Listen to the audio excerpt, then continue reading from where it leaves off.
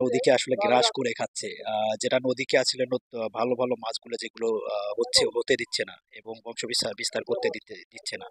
তো এটাই সেই মাছ, যে মাছটি আসলে আহ নদীকে গ্রাস করে খাচ্ছে, রাক্ষসে মাছ যেটাকে বলে, ছাকার ফিশ।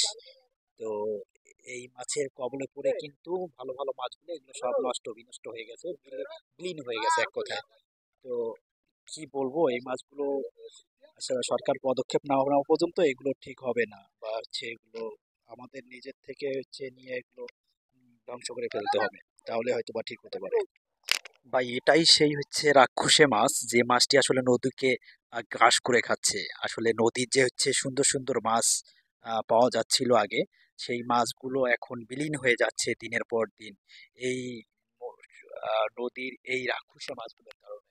এর যদিও নামটা, অ্যাকচুয়াল নামটা আসলে জানা নাই, তারপরে এটা হচ্ছে অনেকে হেলিকপ্টার বলে, অনেকেই চ্যাকা বলে, অনেকেই অনেক ভাবে নাম ডাকে, কিন্তু সর্বোপরি এটা হচ্ছে রাক্ষসে মাছ, এটা হচ্ছে নদীকে গ্রাস করে খাচ্ছে।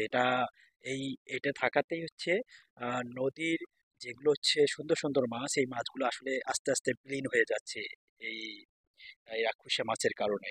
যাক, আমরা আসলে যখনই যখনই